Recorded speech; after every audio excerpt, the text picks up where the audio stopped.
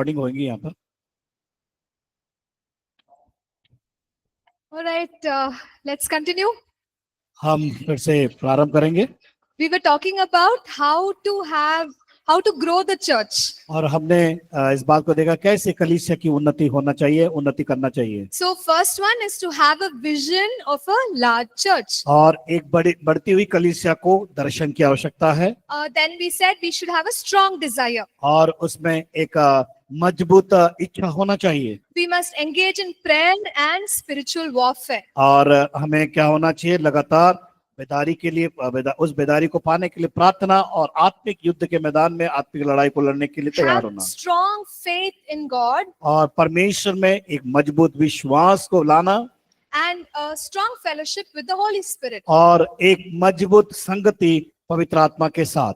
And I was saying that when we are close to the Holy Spirit will speak to us and tell us things that we have to do. जब हम पवित्र आत्मा के निकट होंगे तो पवित्र आत्मा हमको बताएगा उन कामों को करने के लिए। And we must preach so that people can experience the power of God. और हम उन्हें वचन का संदेश सुनाना है ताकि लोग उसका अनुभव कर सके। We must equip or train the believers to do the work of the ministry. और हमें उन्हें तैयार कर सके उसमें बढ़ाने के लिए ताकि वो सेवा को करने पाए। So this church of David Yonggi Cho, और जो पॉल यंगी चो की जो कलीसिया थी, it grew because of cell groups. और वहां पर वो कलीसिया बढ़ने का एक कारण था, वो है cell group. He used to believe that you cannot use just a fishing rod. Instead, you have to use a net. और यहाँ पर उसका मतलब ये है कि केवल एक छड़ी लेकर मछली को पकड़ना नहीं, बल्कि एक बड़े जाल को डालने के द्वारा। So the net is a lot of people doing ministry at the same time. और एक ही समय में बहुत सारे लोग जो एक जाल की सेवकाई को करते हुए हम देखने पाते हैं। So what he did is he trained up many people to run cell groups. और उन्होंने लोगों को तैयार किया कि एक छोटे छोटे समूह में लोगों को बढ़ाने के लिए। So he used to take time only for prayer and for sermon preparation. Sermon preparation and prayer. He used to spend his time only और on that. वो समय व्यतीत करते थे पॉल यंगी चो प्रार्थना में और परमेश्वर के वचन को तैयारी करने And में। all the other ministry his team used to do. और दूसरी जो सेवकाई को कार्यभार उनके टीम या उनके अलग जो सहकर्मी थे अगुवों के रूप में वो करते थे। He had thousands of cell group leaders. और उनके पास लगभग हजार की संख्या में छोटे समूह, छोटे दल के अगुवे पाए जाते थे उनका संचालन करने के लिए। And those cell group leaders were also doing ministry. और वो जो छोटे दल के समूह के जो अगुवे होते थे वो स्वयं भी सेवकाई को करते थे। So when so many people were working, they were doing the ministry, the church started growing. और इस प्रकार लोग मिलकर वहां पर काम कर रहे थे, साथ साथ सेवकाई कर रहे थे, और ये तरीका को करने के कारण वहां पर कलीसिया उन्नति कर रही थी, बढ़ोतरी को पा रही थी। So if only Pastor Yonggi Cho would have worked, he would not have been able to impact so many people. अगर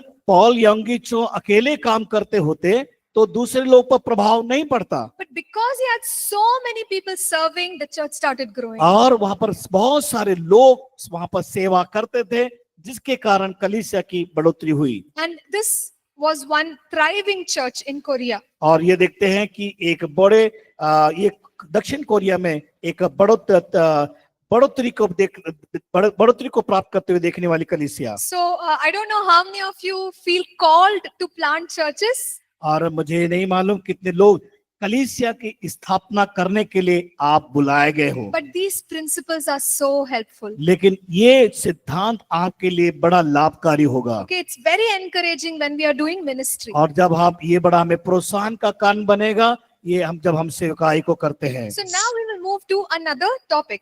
और हम अब बड़े अगले विषय की ओर बढ़ने पाएंगे। This is about the blueprint of the church. और ये कलीसिया की रूपरेखा के बारे में। So God has an original design for the church. परमेश्वर के पास जो एक ओरिजिनल जो रूपरेखा है कलीसिया की स्थापना के लिए, कलीसिया के लिए। God wants us to build a building. We have to take God's design.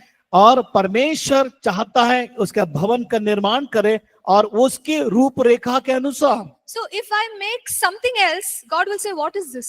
अगर मैं कुछ अलग हटके बनाऊंगा तो परमेश्वर पूछेगा ये क्या है करके। So when we are building God's church, we have to build it according to His desire. जब हम परमेश्वर की कलीसिया का निर्माण करते हैं तो हमें परमेश्वर की इच्छा के अनुसार करना होगा, We can use this blueprint. और हमें ये रूपरेखा को इस्तेमाल करना होगा। So in any way, even if you're not a pastor, but you're serving in church, you have to remember this blueprint. और एक बात याद रखना, आप पासबान की सेवकाई नहीं कर रहे होंगे, लेकिन आप एक सेवक है कलीसिया में, तो आप इस बात को सोचना होगा, ध्यान रखना होगा परमेश्वर की वो रूपरेखा, सेवकाई में रूपरेखा को। Because if we build the right way, we will get God's approval. अगर हम सही तरीके से हम जब बनाएंगे बढ़ाएंगे तो वो परमेश्वर की ओर से सहमति को हम प्राप्त करते हैं। So let's go to chapter 8. आइए हम 8वें अध्याय में जाएंगे। From here, we are going to start looking at the different blueprints. और हम यहाँ इसके द्वारा हम अलग उस रूपरेखा को भी देखने पाएंगे। So before I get into chapter 8, in the English book, page 175 has a table. English पुस्तक में, इंग्लिश की जो बुक में टेबल का एक दिया हुआ है, वो हम हिंदी में भी देखने पाएंगे। सर कोई page number? No, not that one. It says God's blueprint for the local church. Page number 183 Hindi में, स्थानीय कलीसिया की परमेश्वर की रूपरेखा। So here you can see 10 things that are very important to God. और ये 10 बातें जो कि बहुत ही महत्वपूर्ण हैं। So when we are building the church, we have to build according to these 10 things. और अगर हमें परमेश्वर की कलीसिया का स्थापना करना है, ये 10 बातों को हमें ध्यान रखना है। Where did we get this from? It's from the Bible. और ये कहां से मिलेगा? ये बाइबल के अंदर पाया जाता है। So now let's go to chapter 8. अब हम 8वें अध्याय में आते हैं। Chapter 8 talks about the church being built as the body of Christ. और यहाँ पर हम देखते हैं उसकी देह के अनुसार उसकी पहचान में बढ़ने वाली कलीसिया। So we must remember that Jesus is the head, we are the body. इस बात को याद रखना कि मसीह यीशु हमारा सिर है, हम उसके शरीर के अंग हैं। And we are the ones on the earth. जब हम इस पृथ्वी पर पाए जाते हैं, we have to represent Christ on the earth. और हमें मसीह का प्रतिनिधि बनकर खड़े होना है। Because the body is on the earth. क्योंकि हमारा शरीर इस धरती पर है। Christ the head is in heaven. और जो सिर जो है मसीह है वो स्वर्ग में है। So you and I, being his body, we have to show Jesus to the world. हम इस संसार में मसीह के अंग होने के नाते लोगों को बताना है, प्रदर्शित करना है कि हम मसीह में कौन हैं। Apostle John writes like this. और प्रेरित यूहन्ना इस प्रकार लिखता है, Walk in the light the way he walked in the light. और जिस प्रकार वो ज्योति में रहा, हमें भी ज्योति में चलना है। Walk as he walked. जैसा वो चला उसी प्रकार हमें चलना है। Purify ourselves as he is pure. और जैसा वो पवित्र है, हमें भी पवित्र बनाना है। Practice righteousness as he is righteous. क्योंकि परमेश्वर स्वयं पवित्र है, हमें भी उस धार्मिकता में, हमें वो धर्मी है तो हमें भी धार्मिकता में चलना है। So whatever the head is, the body has to be. जिस प्रकार सिर है, शरीर भी उसी प्रकार होना आवश्यक है। So that is what we mean by being the body of Christ. और यही तरीका है जिस उस शरीर में होने का। The head will give instructions, the body will do. और सिर आपको निर्देश देता है, शरीर उस कामों को करना है। So we as the body of Christ are the hands and feet of Jesus. हम उसकी देह में होने के नाते हम उसके हाथ और पांव है और उसकी इच्छा को पूरी करने के लिए। So we are the ones who have to go to the spheres or the world and do the work that Jesus wants us to do. और हमारे पास वो पांव है जो परमेश्वर ने हमें जो काम दिया उसको करने के लिए इस संसार में हमें चलना होगा, जाना होगा। So when we say that we are the body of Christ, that means all of us are part of the same body. और अगर हम कहते हैं कि हम मसीह यीशु के अंग है, इसका मतलब ये हम सब उसके अंग के भागी हैं। So in 1 Corinthians chapter 12, पहला कुरिन्थियों उसका 12, 12 अध्याय from verse 12 to verse 27. और 12 से लेकर 12 पद से लेकर 27 पद तक We read about the members of the body. और वहां पर हम पढ़ते हैं हम उसके देह के सदस्य हैं And based on that, we can understand our function. और उस बातों से हम समझ पाते हैं कि उस देह का कार्य क्या है। So the body has many members. और शरीर के बहुत से रिश्ते हैं, बहुत से अंग हैं। So that is why all of us, even though we are different, we are part of the same body. और हम अलग अलग तो हैं लेकिन हम उसके शरीर के भाग ही हैं। Okay? And no body part can tell another body part that you are not needed. और एक शरीर का अंग दूसरे शरीर से भाग से नहीं कहेगा कि तुम्हारी जरूरत नहीं करके। And one body part cannot live on its own. और एक शरीर का एक भाग अपने आप में वो जीवित नहीं रह सकता। Every body part needs the other body part. और शरीर का हर एक जो अंग है उसको एक दूसरे की जरूरत है, एक दूसरे की सहायता की आवश्यकता है। So you and I need each other. तो मुझे और आप एक दूसरे की आवश्यकता है। We cannot say, okay, God requires only me, he doesn't need you. और इसका मतलब ये नहीं कि मैं केवल परमेश्वर को मेरी जरूरत है और इनकी जरूरत नहीं है। And God has positioned each one of us the way he pleased. और परमेश्वर का वो स्थान है, वो परमेश्वर जो चाहता उसको प्रसन्न करने के लिए उसके अनुसार वो उस भाग को तैयार करता है। He has put the eyes where he thought it is right. और उसने सोचा कि आंख एक सही जगह है। So in the same way, you and I being members of Christ's body are positioned according to his pleasure. जिस प्रकार हमारे शरीर में हर एक भाग जहाँ जो होना चाहिए देखने की आंख कहाँ पर है, उसी प्रकार मैं और आप परमेश्वर जो चाहता कि हम किस प्रकार कहाँ पर उपयोगी हो सके, परमेश्वर उस स्थान में हमें रखता है। So the eyes and the ears cannot fight and say I want to be there. और आंख और कान लड़ नहीं सकते, इस प्रकार लड़ाई नहीं लड़ सकते कि मुझे वहां होना चाहिए करके। So in the same way, you and I can look. We should not look at other people in the body of Christ and say, why is that person like that? I am like this. हम परमेश्वर के राज्य में होने के नाते जब उसके अंग है, उसके भागी है, तो वो हम दूसरे व्यक्ति को देखकर ये ना कहे कि इस व्यक्ति की आवश्यकता नहीं है, इसकी वहां जरूरत नहीं है करके। Right? So God has positioned all of us wherever He thought it is right. और परमेश्वर जिस प्रकार चाहता है हमें कहाँ रखना है, उसने सोचा और हमें रखा है। The body needs all the parts. और शरीर को हर अंग की आवश्यकता है। It's when you put all the parts that the body is complete. और जब शरीर में पूरे अंग है, पूर्ण रूप से है, तो वो सही स्थिति में पाए जाते हैं। So only with all of us the body of Christ is complete. और जब हम सब एक साथ मिलते हैं तो मसीह का शरीर, मसीह की देह एक साथ बनती है और एक जगह स्थिर रहती है। And you and I cannot say that I can go on independently. और हम नहीं कह सकते कि मैं अलग स्वतंत्र रूप से जा सकता हूं करके। Right? Because we are supposed to be connected. क्योंकि मैं और आप उसके साथ जुड़े हुए हैं। And in that passage we also see that God gives honor to the less seen part. और परमेश्वर, हम देखते हैं कि वहां परमेश्वर ऐसे जो अंग है जो कम है, कमजोर है, वहां पर भी उसकी सहभागिता को हम देखने पाते हैं। Okay, so God honors every part of the body. परमेश्वर हर एक शरीर के भागों का सम्मान करता है। But He gives greater honor to those parts that seem like they don't have honor. और जो हमें सबसे महान बात यह है कि जो अंग को हम देखते हैं, जो अंग नहीं दिखाता है, वो भी महानता को बताती है वहां पर। So God does not want any division in His body.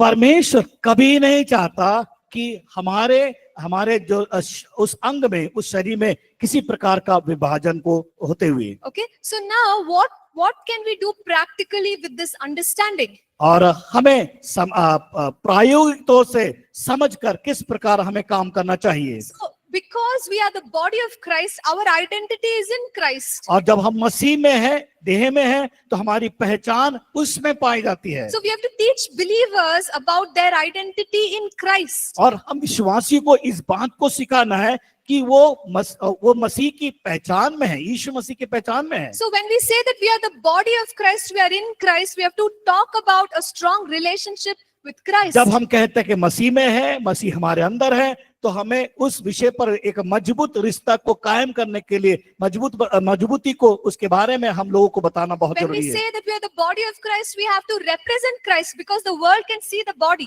और हम कहते हैं कि हम यीशु का प्रतिनिधि बन के हैं और यीशु में है, तो हमें संसार को बताना है कि हम मसीह में कौन है करके। So the head will give us instructions. We are the hands, feet. We have to do the work. और मसीह यीशु हमारा सिर है, और वो जो जिस प्रकार वो सिर निर्देश देता है हमारे हाथ पैर, उसी प्रकार हमें कार्य करना है। So his instructions are in the word. और जो निर्देश है वो परमेश्वर के वचन में पाया जाता है। Okay. So what can be some challenges? और इन बातों में सबसे खास चुनौतियां क्या है? Even though we are the body, हम एक शरीर में अंग तो है, but there tend to be divisions. लेकिन उसके बाद भी देखते हैं हम विभाजन को देखने पाते You know, हैं। there is division in the name of gender. और हो सकता है विभाजन एक लैंगिक तौर से, That men, women be discriminate. और जो स्त्री पुरुष जो हम देखते हैं कि आपस में विभाजन को हम देखने पाते हैं कि ये अलग है वो अलग कहते हैं हम। Or in the church family, there's division because of this community, that community. और कलीसिया में भी देखते हैं कि वो फलाने समुदाय का है, वो सामाजिक पृष्ठभूमि से है। इस प्रकार के विभाजन को हम कलीसिया में भी देखने पाते हैं। There is a division because of culture, behavior, mannerisms. और हो सकता है संस्कृति और भाषा समाज होने के कारण भी वहां पर हम विभाजन को देखने पाते हैं। See, these are the practical issues. ये सब प्रायोगिक जो समस्या है। But as a pastor, we have to build the church as a unit, a united body. हम कलीसिया के अगर पासबान हैं, एक अगुवा होने के नाते हमें इन बातों क्या करना है, मिलकर जोड़कर काम करना और तैयार करना है। Okay, so this is the challenge for the pastors. और ये पासबान के लिए, अगुवों के लिए बड़ी चुनौती है। Even if people are from different backgrounds, how can there be unity?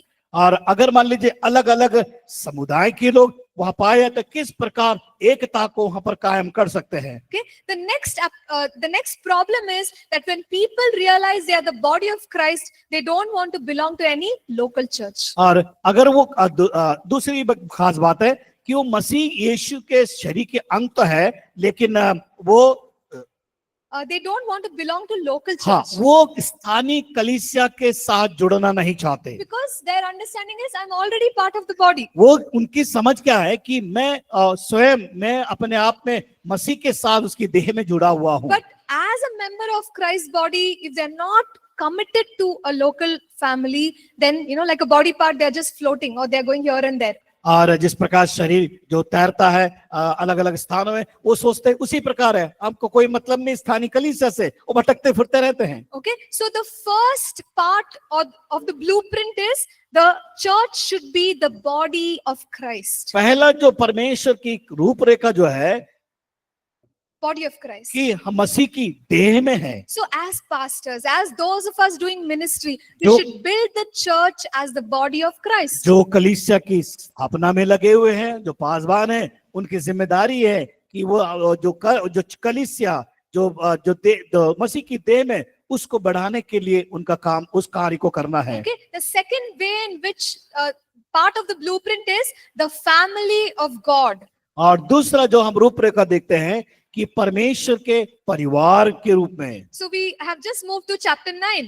अब हम 9वें अध्याय में जब हम देखते हैं, So in many places in the Bible, you find the church is described as the house of God. और बाइबल के अंदर हम देखने पाते हैं वचनों में कि जो स्थानीय कलीसिया है परमेश्वर के भवन के रूप में दर्शाया गया है। So I'll read one such scripture. और मैं आपके लिए एक वचन को पढ़ना चाहूंगी। 1 Timothy chapter 3 verse 15. पहला तीमुथियुस 3:15 पर। But if I am delayed, I write so that you may know how you ought to conduct yourself in the house of God, which is the church of the living God, the pillar and ground of truth.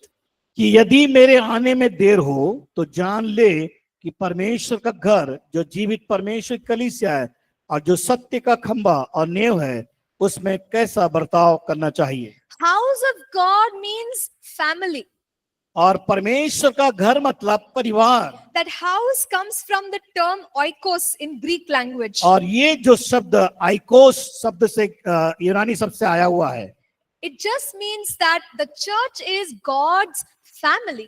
और ये घर का मतलब है, उसका अर्थ है कि परमेश्वर का परिवार। So we are all sons and daughters of God. हम परमेश्वर के बेटे और बेटियां हैं, Jesus is the head of this house. और मसीह यीशु कलीसिया का सिर है, He is the master of this house. और वो कलीसिया उस घर का वो मालिक है। So the understanding that church is the house of God. और इस बात को समझना है कि वो कलीसिया जो है परमेश्वर का परिवार या घर है। So when we come to church or when we think of church, we should come with a heart of honor and reverence. और जब कभी हम परमेश्वर की आराधना के लिए भवन में इकट्ठा होते, एक जगह इकट्ठा होते, इस बात को हमें ध्यान रखना है कि हम उसका परमेश्वर का सम्मान करना है और उसका आनंद करना है, आदर करना है। We have to maintain love, unity, respect in God's house. और परमेश्वर के घर में एकता बनाए रखना है और प्रेम को कायम रखना है। So if God's house is a place of division, confusion, then we are not honoring God. परमेश्वर के घर में हम वहां पर कोई एकता नहीं, वहां पर शंकाएं हैं और वहां विभाजन है, तो वो परमेश्वर का घर नहीं कहलाएगा। So we must always maintain God's house in honor. और हमें क्या करना है, हमेशा परमेश्वर परिवार, उस परिवार जो है, जो घर का, हमें परमेश्वर का जो परिवार है, घर है, उसका परमेश्वर का आदर करना So है। the way we behave, the way we conduct ourselves in God's house, we should have respect.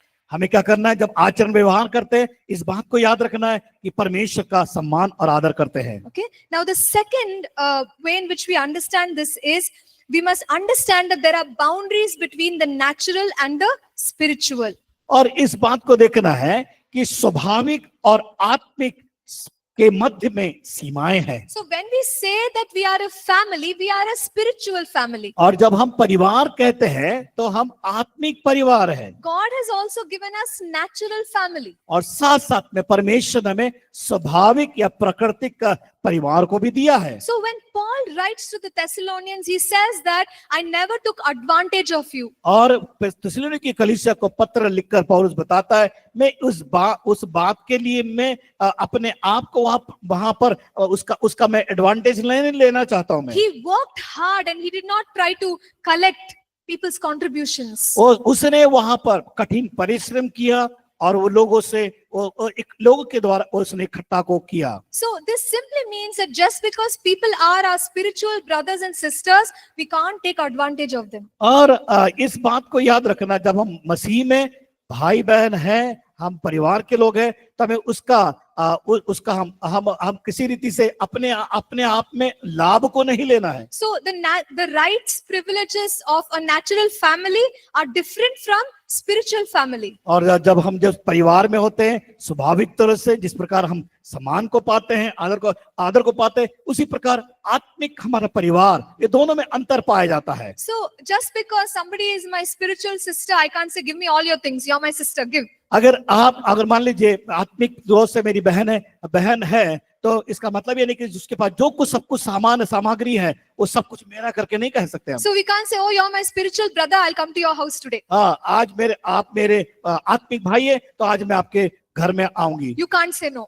आप उसको मना नहीं कर सकते। Or we can't say, I am your spiritual father, mother, so dictate things upon your life. और आत्मिक माता पिता या कहते हैं, तो हम किसी प्रकार से उसका विरोध नहीं कर सकते, हम उसको अलग नहीं कर सकते। We can't dictate things to our spiritual sons and daughters. और हम इस बात को नहीं कह सकते कि सब कुछ मेरा है करके नहीं बोल सकते, उस पर हम ध्यान नहीं कर सकते।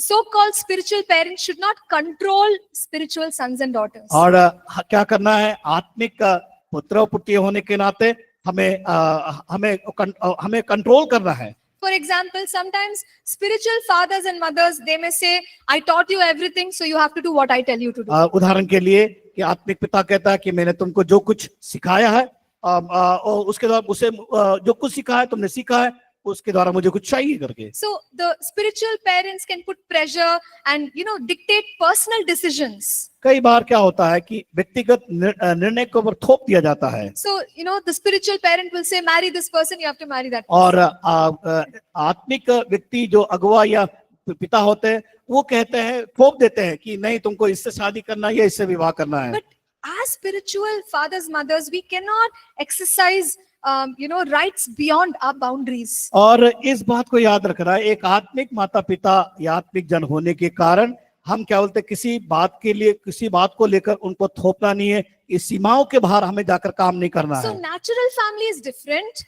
जो स्वाभाविक प्राकृतिक परिवार अलग है, The rights given within the natural system is different. और जो आत्मिक बातों को निर्देश देने के लिए वो अलग है, Spiritual family is different. और आत्मिक परिवार अलग है। Yes, we are brothers and sisters. हाँ, ये बात सत्य है कि हम आपस में भाई बहन हैं। Yes, there are spiritual fathers, sons and daughters. हाँ, ये बात सही है कि हमारे आत्मिक पिता और बेटे और बेटियां But हैं, we should not take advantage. लेकिन उसका हम गलत फायदा नहीं उठाना चाहिए। Okay, so this is the other understanding of us being a family. और एक परिवार में होने के नाते हमें इस बात को समझना बहुत जरूरी है। Every family has a system. और हर एक परिवार के पास एक कार्य प्रणाली या तरीका होता है, There can be culture, values, purposes and dreams. और हो सकता है उनके संस्कृति, उनका मूल्य, उद्देश्य और उनके स्वप्न। So, every family, they like to pray at a certain time. और कई परिवार में क्या होता है, एक विशेष समय को नियुक्त करते हैं प्रार्थना के लिए, They have a special time for dinner. और उनका रात्रि का भोजन करने का एक विशेष समय होता है, They have certain values that you must respect the elders. और उनके पास एक कीमत होती है, मूल्य होता है कि बड़े लोगों का किस प्रकार आदर करना चाहिए, इस तरीकों को अपनाते हैं वो। So in the same way, even the spiritual family should have certain values and culture. और आत्मिक तौर से हम देखते हैं कि इसी प्रकार संस्कृति होना चाहिए, उद्देश्य होना चाहिए, और मूल्य होना चाहिए, और कुछ स्वप्न भी होना चाहिए। So values such as integrity, excellence, और वहां पर देखते हैं कि अच्छे कामों करना, और वहां पर सृजनात्मक कार्य को हम देखने पाते हैं, have a purpose, like we only want to glorify Jesus. और ऊपर उद्देश्य होना चाहिए कि हम यीशु मसीह की महिमा को हम करने के We लिए, want to make an impact. और हमें उसमें एकता, संबद्धता को हम देखने पाते हैं। And every believer is a minister of God, or every believer can serve God. और हर एक विश्वासी वहां पर परमेश्वर की सेवा को करने वाला होना चाहिए। And a church family can also have a dream. और कलीसिया के सदस्य है, उनके पास भी एक स्वप्न होना आवश्यक है। A dream like we are going to have a large church in the city. और उदाहरण के लिए कैसा स्वप्न होना चाहिए? वो सपने है कि एक बड़ी कलीसिया उस शहर में या उस कस्बे में, We are going to go to the nations. और क्या होना चाहिए स्वप्न में कि हमें दूसरे राष्ट्रों में पहुंचने के लिए So तैयारी। as a church family, it's good to have a culture, it's good to have dreams, it's good to have values. और एक कलीसिया में होने के नाते संस्कृति होना चाहिए, मूल्य होना चाहिए, उद्देश्य होना चाहिए, और साथ साथ उस कलीसिया में स्वप्न होना बहुत जरूरी है। And as a spiritual family of God, there are three important things that we must always follow. और कलीसिया में हम जब एक साथ कलीसिया में पाए जाते हैं, 3 महत्वपूर्ण बातें या आदतें होना बहुत जरूरी है। One is to walk in brotherly love towards one another. पहला जो है भाईचारे के प्रेम में चलना है। So this simply means being kind to each other, understanding each other. और इसका मतलब यह है कि हमें एक दूसरे को समझना है, एक दूसरे पर दया करना है, Helping one another, और एक दूसरे की सहायता करना है, even restoring one another. और एक दूसरे को क्या करना है, हमें उनके लिए सुरक्षित करना है, सुरक्षा को देना है। So in God's family, we must always try to love one another. और परमेश्वर के परिवार में होने के नाते एक दूसरे से प्रेम करना आवश्यक है। Okay, just imagine how it will be if the church is a loving place. अब उदाहरण के लिए आप समझे कि अगर कलीसिया में वो स्थान सब लोग आपस में जब प्रेम करते हैं, वो कैसा होगा। And the second important thing for God's family is unity. और दूसरा जो परिवार में हम देखते हैं एकता को। So we must cut out things like gossip. अगर हम क्या बोलते हैं, एक दूसरे की बुराई करना बंद कर दें, Okay, and we should not be selfish. और हम स्वार्थी होना बंद कर दें। When somebody shares something important with us, we should not go and tell the whole world. अगर कोई व्यक्तिगत तौर से हमारे पास आकर अपने व्यक्तिगत जीवन के बारे में बताता है, हम जाकर दूसरों को बताना बंद कर दें। So when we are sensitive to our brothers and sisters, we will maintain unity. अगर हम एक दूसरे के प्रति सतर्क हो जाएंगे और सतर्कता को बरतेंगे, ये हमारे जीवन के लिए, हमारे कलीसिया के लिए उन्नति कारण बनेगा। See, in the church, everybody can have an opinion, और कलीसिया में सबके पास कोई ना कोई सुझाव होंगे, but sometimes the decision is made.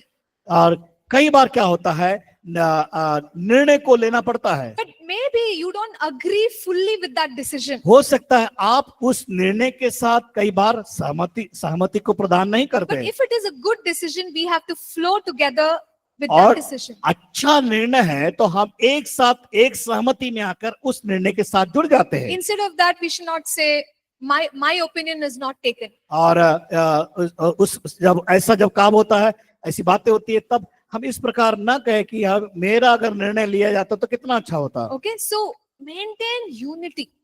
हमें एकता को कायम रखना है, Each one of us should become an agent of unity. और हम सब जो हम क्या है, एजेंट है एकता को कायम करने के लिए। Okay, the third important thing is that everybody works. और तीसरी जो बात है, हर एक साथ मिलकर काम करना। You know, sometimes in homes, we find that only the parents are doing all the work. कई बार हम परिवारों में देखते हैं कि माता पिता केवल वही काम करते, बाकी लोग नहीं करते। But on the other hand, maybe we can, give little small jobs to the kids. और वहां पर कई माता पिताओं को देखते हैं कि अपने बच्चों को छोटे छोटे कामों की जिम्मेदारी को देते हुए। So when the children are also given some work to do, they learn that they have to work.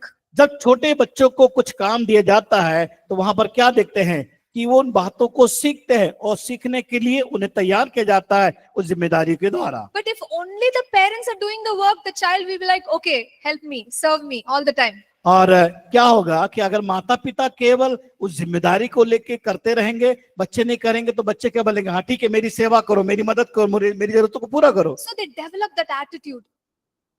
They ये- develop that. हाँ, हमारे उस आचरण का हमें क्या करना है, बढ़ोतरी करना है, या उस व्यवहार को हमें अच्छे रीति से बढ़ाने का प्रयास करना है। So we must help all the believers to have an attitude to serve. और हमें विश्वासियों को सिखाना है, और ये हमारा आचरण होना चाहिए कि एक दूसरे को के साथ सहायता करना या उनके लिए काम करना। Okay, so Jesus came to serve, not to be served. यीशु मसीह सेवा के लिए आया है, सेवा देने के लिए, सेवा लेने के लिए नहीं आया। Just think if in the family of God everybody is trying to serve others. और हम सोचे कि जब परमेश्वर के परिवार के सदस्य हैं तो हम क्या करना है, एक दूसरे की सेवा को करना है, It will be so nice. और बहुत अच्छा लगेगा। But on the other hand, if people are selfish, it is so difficult. अगर मान लीजिए कोई व्यक्ति दूसरे तरफ देखे स्वार्थी है, तो बड़ा कठिन होगा, बड़ा मुश्किल होगा उसमें। Okay, so we have to teach people in the family of God to serve. और परमेश्वर के परिवार में होने के नाते हमें लोगों को सिखाना होगा। In the family of God, there will be some mature people. और उस परिवार में कुछ ऐसे परिपक्व व्यक्ति भी होंगे सदस्य के रूप में। This is maturity in the spirit. और वो जो परिपक्वता आत्मिक बातों के लिए। So we may call them fathers and mothers. और जिसे हमें उन्हें कहते हैं माता और पिता। So when believers grow, जब विश्वासी लोग जब बढ़ते हैं, we expect them someday to become spiritual fathers and mothers. और कि उनकी ये इच्छा होती है कि आने वाले दिनों में वो एक अच्छे माता पिता के रूप में तैयार हो सके, खड़े हो सके। Okay, so as long as we have like a mentality of a baby, अगर मान लीजिए एक बच्चे के समान हमारी मानसिकता हो तो then we can't grow. हम बढ़ नहीं पाएंगे। See, when we are small, the parents take care of us. They change diapers, they do everything. और जब छोटे बच्चे होते हैं तो क्या करते हैं माता पिता, अगर कपड़े गंदे हो रहे तो उनका वो बदलने का पूरा प्रयास करते हैं, वो उस काम को करते हैं वो। Now if the child is 10 years old, the child is 20 years old, do you think parents will support like that? अगर मान लीजिए वो बच्चा 10 साल का हो गया, 20 साल के, तब क्या माता पिता वही काम करेंगे जो बचपन में किए? They expect the child to grow up. हाँ, उनकी बड़ी इच्छा ये होती है कि बच्चा बड़ा हो, बढ़ने पाए। In the family of God, it is expected that all of us will grow up and someday be fathers, mothers to other believers. और परमेश्वर के घर के सदस्य होने के नाते और यही जिम्मेदारी, यही सोच है कि वो बढ़कर एक अच्छे आत्मिक माता पिता, बेटे और बेटियां बन सके। Okay, so And it is also important to have fathers, spiritual fathers and mothers in the church, और कलीसिया में भी एक आत्मिक पिता और एक आत्मिक माता का होना आवश्यक है, because they will nurture the young believers. क्योंकि वो नए विश्वासियों का पोषण करते हैं, उन्हें बढ़ाने का काम They करते will हैं, guide, they will correct. वो उन्हें निर्देश देते हैं, उन्हें मार्गदर्शन करते हैं, उनको सही करते हैं, And they give a right direction to the young believer. और ये नए विश्वासियों को सही निर्देश चलने के लिए, बढ़ने के लिए प्रदान करते हैं। So now let's talk about sons and daughters. अब हम बात करेंगे Sons and daughters, yeah. और बेटे और बेटियों के बारे में। When we are a son, जब हम बेटे होते हैं, we feel that we belong to the house. हाँ, हमारे अंदर वो भावना आती है कि मैं उस परिवार का हूँ। So we are connected to the family through a relationship. हम उस परिवार में होने के नाते हम रिश्ते के माध्यम से हम जाने जाते हैं या जोड़े जाते हैं। But sometimes what happens, believers don't have a son mentality, they have a servant mentality. कई बार क्या होता है, विश्वासी के अंदर वो बेटे और बेटियां होने की भावनाएं ना होने के कारण वो सोचते हैं कि हम केवल एक सेवक के रूप में या सेवा करने वाले हैं। Okay, so they work, they serve, but they don't feel like they belong. हाँ, वो सेवा तो करते हैं, लेकिन वो अपने आप में अनुभव नहीं कर पाते कि हम बेटे और बेटियां करके। A son will work because it is his house. बेटा वो घर में बेटा काम करता है क्योंकि वो घर का सदस्य है। But a servant works because he wants a reward. A servant works because he wants a reward. हाँ, सेवक की मानसिकता क्या होती है? सेवक की मानसिकता यह होती है कि वो इनाम को प्राप्त करे। A servant will leave if he is not happy. अगर सेवक खुश नहीं है, वो छोड़ देता है जगह को। But a son will not leave because it's his family. और वो बेटा होने के नाते वो छोड़ता नहीं है क्योंकि वो परिवार का सदस्य होता है। So we must check the mentality that we have in God's house. और हमें उस भावनाओं को, मानसिकता को समझना है कि हम परमेश्वर के घर के हैं। So when we serve like a servant, अगर हम एक दास होने के नाते या सेवक होने के नाते सेवा जब करते हैं, when we may receive a reward, हमें हो सकता है इनाम मिलता है, but when we serve as a son, अगर हम एक बेटे के रूप में होकर सेवा को करते हैं, we receive the inheritance. और हम क्या करते हैं, उसके घर के लोग हो जाते हैं, हमें उसकी मनसा को हम धारण कर लेते हैं। Okay? So we need a son mentality in God's house. परमेश्वर के उस घर परिवार में हमें सन का जो बेटे के रूप को धारण करना है कि वो हम उस परिवार के हैं। So whichever church we belong to, हम कौन से कलीसिया के भागी हैं, we must come to the understanding that I am the son, I am the daughter in this house. और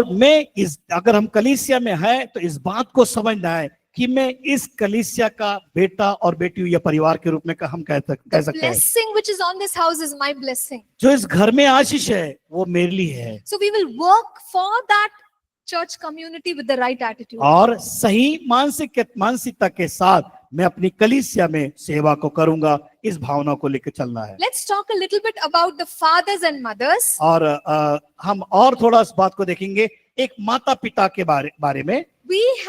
Spiritual fathers and mothers have to treat the spiritual sons and daughters in a right way. जिस प्रकार एक आत्मिक माता पिता होने के नाते हमें उस आत्मिकता में, उस मसीह के स्वभाव में होकर उनके साथ व्यवहार करना, उनको मार्गदर्शन करना। See, just because somebody is a spiritual son, spiritual daughter, we can't make them do everything that we want. और कई बार क्या होता है कि हमारे आत्मिक बेटे और बेटी होने के कारण हम कई बार इस प्रकार की चाह नहीं रखते कि वो हमारे लिए अधिक काम करे। Okay, so it happens in some cases.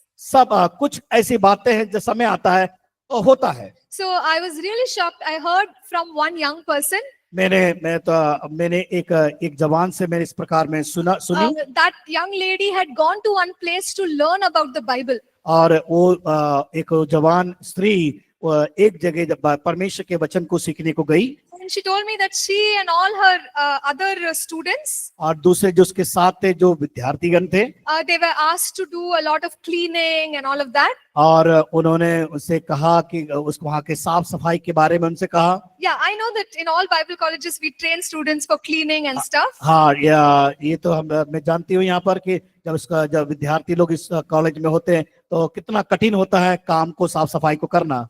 Okay, but in her situation, she told me a lot of other things. और उसकी परिस्थिति में उन्होंने बहुत सारी बातों को मुझसे कही। You know, the students were asked to wash the clothes of the faculty. और वहाँ पर स्टूडेंट्स विद्यार्थियों से कहा, जो उनके फैकल्टी है, जो उनके स्टाफ है, उनके कपड़े धोने के लिए, And to, you know, do the household chores like go buy this, go buy that, और उनके घर के कामों करने के लिए ये खरीद के लाना, वो खरीद के लाना। take care of the kids, do some babysitting. हाँ, अगर बच्चे लोग वहाँ पर छोटे बच्चे हैं उनको देख रेख करना। So when I was listening to this, I was like, this is too much. अब मैं जब ये सुनी तो ये तो बहुत अति हो गया, But बहुत अति काम है। the way they were treated was really bad. और उन्होंने जिस प्रकार व्यवहार किया वो बहुत ही गलत व्यवहार था। Just because somebody is learning, their sons and daughters, you can't abuse that right. that क्योंकि has वो been given. एक बेटे बेटियां, आत्मिक बेटे और बेटियां होने के लिए सीख रहे, तो उनके साथ इतना गलत व्यवहार नहीं कर सकते। Okay, so as so-called spiritual parents, we have no right to abuse और sons and daughters. एक आत्मिक माता पिता होने के नाते एक आत्मिक बेटे और बेटियों को हम नकार नहीं सकते, उनको प्रताड़ित नहीं कर सकते। You know, the scripture says, don't lord over God's people. परमेश्वर के जो लोग हैं उनके ऊपर अधिक बोझ ना दे या बोझ बने। Okay, so God has not called us to be a boss and command. परमेश्वर ने हमें एक बड़ा क्या बोलते हैं, एक बड़ा अधिकारी बनकर उनको उनके ऊपर अधिकार दिखाने के लिए नहीं बुलाया है। Okay, so we have to lead, guide with gentleness. और हमें बड़े सौम्यता के साथ, सभ्यता के साथ उन्हें मार्गदर्शन करना, उनकी अगुवाई करना। So when it comes to us being sons and daughters in God's house, जब एक बेटे और बेटी के रूप में जब परमेश्वर के भवन में आते हैं, so we can behave like this. उनके साथ किस प्रकार व्यवहार करना है? We can demonstrate faithfulness to God's house. उनको क्या करना है? विश्वास योग्यता के साथ उनके साथ व्यवहार करना है। So when we are a son and daughter in the church, जब हम बेटे और बेटियां उस परिवार में पाए जाते हैं, we faithfully serve our church family. और हमारे परिवार के साथ विश्वास योग्यता के साथ सेवा को करना है। Sons and daughters, we walk with the same vision of the church family. और उस जिस प्रकार हमारे पास दर्शन है, उसी प्रकार विश्वास योग्यता के साथ परिवार और कलीसिया के सदस्यों के साथ भी हमें उसी दर्शन के साथ बढ़ना है। We have to maintain like-mindedness with our brothers and sisters. और हमारे जो उस कलीसिया में पाए जाने वाले जो भाई बहन है, उसको एक समान, एक मन जैसा हमें सोचना है। There will be times when we receive correction. हो सकता है एक समय जब होता है उन्हें सही मार्गदर्शन करने के See, लिए, good parents will always correct their children. और अच्छे माता पिता अपने बच्चों को सही निर्देश देते हैं। So good leaders will correct the people. और एक अच्छा अगवा लोगों को सही बातें सिखाता है, सही करने का प्रयास करता As है। sons and daughters, when we receive the right correction, we should have the right attitude. और जब अगर आत्मिक बेटे और बेटियों को सही निर्देश मिलता है, वही सही आचरण या व्यवहार को वो अपने जीवन में करते हैं। Take the correction with a good spirit. और अच्छे सच्चे मन से, सच्ची सोच से हम क्या करें? उनके साथ व्यवहार करें सही करने के लिए। As sons and daughters in God's house, परमेश्वर के घर में और एक बेटी होने के नाते we must honor the fathers and mothers. और हमें क्या करना है? माता पिता का आदर करना है। Okay, there can be times when we observe their weaknesses. और हम उस समय हो सकता है कमजोरियों को हम देख नहीं पाते हैं। Okay, we are able to understand what areas our fathers and mothers are weak. और हमें इस बात को समझना है कि कौन सा ऐसा स्थान है, ऐसा जगह है जो उनके जीवन में कमियां पाई जाती है। So, you know, there was a time when Noah got drunk because he was, having the grape juice. और देखते हैं कि जब नोहा ने वहां पर मतवाला हो गया दाखरस पीकर, उस परिस्थिति को हम देखते हैं। And, he had fallen and he was not covered. और वो क्या हो गया? पीकर इतना मतवाला हो गया, वहां पड़ा हुआ था। और So, At that time, Shem and Japheth, they took a covering and they put it on their father. और क्या हो गया कि जब उसका पिता को देखा, उसका नग्न था, कपड़ा नहीं था, उसके बेटों ने क्या किया, उसकी नग्नता को ढांप दिया। So they did not make a big, news about their father's nakedness. और वहां पर देखते कोई एक बड़ा समाचार को नहीं फैलाया उसकी नग्नता के बारे में। But they did not look and they covered him. उन्होंने देखा नहीं, उनको महसूस हुआ, उन्होंने कपड़े से उसे उसके तन को ढाक दिया। So even spiritual fathers and mothers are not perfect. इसी प्रकार आत्मिक माता पिता परिपक्व नहीं होंगे। They will have faults, they will have weakness. उनके जीवन में कमजोरियां होगी, वो गिर गए होंगे, कई बार गलत चीजें हो गई होगी उनके जीवन में। But we as spiritual children should, we should not spread gossip and pull them down even more. और हम एक आत्मिक बेटे बेटे होने के नाते उनकी बदनामी नहीं करें, उनकी निंदा ना करें। Okay, exposing and publicizing their weaknesses is not the right thing to उनके do. कमजोरियों को, उनकी गलत बातों को हम दूसरों के सामने जाकर प्रचार ना करें, उसका प्रचार प्रसार ना करें। Okay, so this is how sons and daughters of the house must be. और ये इस प्रकार का घर जिसमें बेटे और बेटियां रहते हैं और होना चाहिए। Okay, now we will talk a little bit about fathers and mothers. हम थोड़ा और बात करेंगे माता पिताओं के बारे में। When we use this word spiritual father, spiritual mother, जब हम इस शब्दों का इस्तेमाल करते हैं एक आत्मिक माता और आत्मिक पिता के बारे में, okay, the understanding is the mature people in Christ who are able to nurture the young ones. और इसका मतलब ये है कि वो परिपक्व है उन जवान युवाओं को पालन पोषण करने के लिए। Paul talks about some of his mentees as son. और कई बार पौलुस हम देखते हैं कि वहां लोगों की मदद कर रहा है, उनको मार्गदर्शन कर रहा है। And he called the people as son.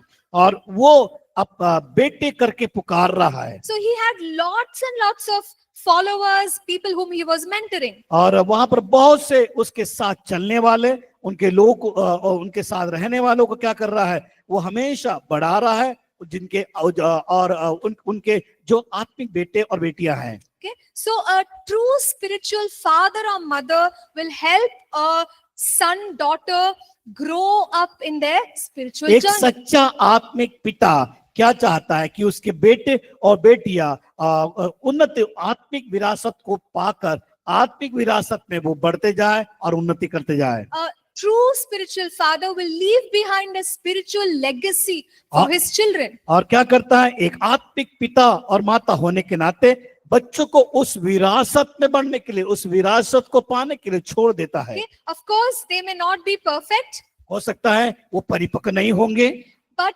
they try to correct themselves and walk in righteousness. और उनको सही निर्देश देते हैं उनको ताकि वो धार्मिकता की ओर बढ़ सके। So how can we become fathers and mothers, spiritual fathers and mothers? कैसे हम एक आत्मिक माता पिता बन सकते या हो सकते हैं? First of all, we have to mature in our faith. सबसे पहले हम अपने विश्वास में परिपक्व बनना है। And the second thing is we have to identify people whom we want to mature in their Christian walk. और उन व्यक्तियों को चुनना है, जानना है कि कौन उस परिपक्वता में आगे बढ़ सकते हैं। So the first thing to do is to establish a personal connect with those people. तो तरीका क्या है उसका तरीका ये है, व्यक्तिगत रिश्ता को बनाना है, जरूरी है। We have to do this according to God's leading. और हमें कैसे करना है, परमेश्वर के वचन के निर्देश के अनुसार। Because sometimes God will put it in our heart. Okay, you work with that person, you work with this person, कई you bar work with them. कई बार परमेश्वर हमारे अंदर वो बातों को डालता है और कहता है कि हाँ, तुम्हें उस व्यक्ति के साथ काम करना है, उसके साथ उसको मार्गदर्शन करना है। इस प्रकार की बातें परमेश्वर हमें निर्देश देता है। When we want to mentor a person, we have to go beyond, just a nice relationship. अगर मान ली किसी व्यक्ति को हमें बढ़ाना है, मजबूत करना है, तो उसके साथ एक अच्छा रिश्ता को हम कायम करना होगा। So, when we have a relationship with people whom we are developing, और जो लोग बढ़ना चाहते, जब उनके साथ हम रिश्ता बनाते हैं, we always encourage them. हमेशा उन्हें उत्साहित करना है। We say, hey, you did a good job. और उनसे कहना कि आपने बहुत अच्छा काम किया है, God has blessed you with this talent. परमेश्वर आपको इस वरदान से परिपूर्ण करे। Okay, so all that is nice. ये सब अच्छी बातें हैं। But if we truly want them to go to the next level, अगर सही रीति से उन्हें एक अच्छे उच्च स्तर में अगर बढ़ना है, there have to be times when we have to share some things with them which they may not like. और कई बार ऐसा होता है कि वो उन चीजों को वो पसंद नहीं करते जब हम कुछ अच्छी बातें कहना चाहते हैं, Okay, we may have to bring correction about something, some attitude. और कब उनके आचरण को हमें कहीं सुधार कर जब करते हैं तब, We may have to bring rebuke. और कई बार उनको डांटना पड़ता है, Maybe we have to ask for some changes in their lifestyle. और उनके जो जीवन शैली को जो जीवन शैली का जो जीने का जो तरीका होता है उसको जब बदलते हैं हम, A true mentor will be ready to go deeper. और एक सही मार्गदर्शक के उस गहराई की बातों को समझकर गहराई में जाने का प्रयास करता है, Because he knows if he develops this young person completely, it will be good for them. अगर इस जवान को अगर सही रीति से पूर्ण रीति से इसको बढ़ाएंगे तो ये सही निर्देश में बढ़ पाएगा। Okay, so let's just take a break at this place और हम यहाँ पर ब्रेक लेंगे, and come back later. वापस फिर आएंगे। Thank you everyone for your patience. धन्यवाद।